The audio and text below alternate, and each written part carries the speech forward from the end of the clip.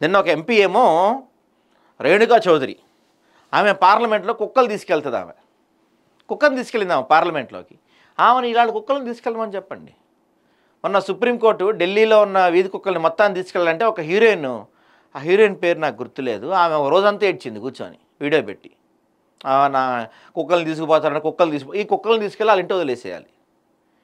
ఎవరెవరైతే జంతు ప్రేమికులు వాళ్ళు ఎవరన్నా వాళ్ళందరికీ ఇలాంటి కుక్కలు తీసుకెళ్ళి వాళ్ళ ఇళ్ళలో వదిలేసి రావాలి. నేను గతంలో కూడా చెప్పా, ఇప్పుడు వీధి కుక్కలంటే మీకు ప్రేమ ఉందనుకోండి, తల ఒక 2 తీసుకెళ్ళి మీ ఇంట్లో పెంచుకోండి, మేము వద్దన్నామా? మీకు ఇప్పుడు పలానా ఎక్సో పలానా వైయో జెడ్డో ఒక ఆమె ఉందమ్మా, ఈ రేణుకా చౌదరే ఉంది. ఆ రేణుకా చౌదరి కుక్కలంటే వల్లమాలిన ప్రేమ ఆమెకి. నిన్న పార్లమెంట్ కుక్కను తీసుకుపోయింది. ఆమెకి ఇట్లాంటి వీధి కుక్కలకు 4 ఇవ్వండి పెంచుకోమని. బలిసిన వాళ్ళే కదా వాళ్ళు. బాగానే ఇక్కడ ministers quarters, Jubilee hills, Banjara హిల్స్లో బాగా బలిసిన వాళ్ళు విల్లాలు ఉంటాయి కదా, పెద్ద పెద్ద విల్లాలు ఉంటాయి. వాటిలో 3 కుక్కలను వదిలేసి తీసుకెళ్ళి బాగా బలిసిన వాళ్ళందరూ 3-4 కుక్కల్ని పెంచుకోవాలి, వీధి కుక్కల్ని పెంచుకోవాలని అక్కడ పెట్టండి. మీకు అంత ఇష్టం ఉంటే.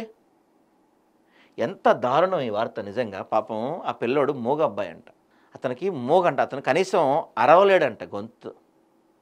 20 వీధి కుక్కలు అబ్బాయి మీద పడి ఇష్టం వచ్చినట్టు పీక్కు తిన్నాయి.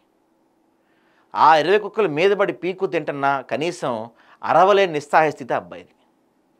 నిజంగా ఆ వార్త చూసిన వెంటనే, ఆ వీడియో చూసిన వెంటనే నా కళ్ళ నుంచి నీళ్ళు వచ్చినాయండి. ఇది మన ప్రభుత్వాల గొప్పతనం. మనం మళ్ళీ ఇక్కడ పక్క రాష్ట్రాలతో మన పోటీ కాదే, చిచి, పక్క రాష్ట్రాలు చీప్. మనకి పోటీ అంతా Singapore, Japan, Thailand, America, New York, లేకపోతే ఇంకేదో కంట్రీస్తో మనకి పోటీ. కానీ మన బిడ్డల్ని కుక్కలు పీక్కు తింటూ ఉంటాయి ఇక్కడ.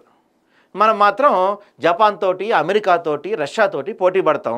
పక్క రాష్ట్రాలతో పోటీ ఉండదు. మనం విజన్ 2047లో మన అన్నీ ఇంకా రాబోయే 10 ఏళ్ళలో మనం అన్నం తిన్నాం అంతా వాటిని ఏమంటారు డాలర్లో అయ్యేదిని బతుకుతాం మనం. ఇక్కడ చూస్తే ఈ రోజుకి మన బిడ్డలు కుక్కలతో గడిపించుకోవాల్సిన పరిస్థితి ఉంది. మనం దీన స్థితిలో ఉన్నాం మనం.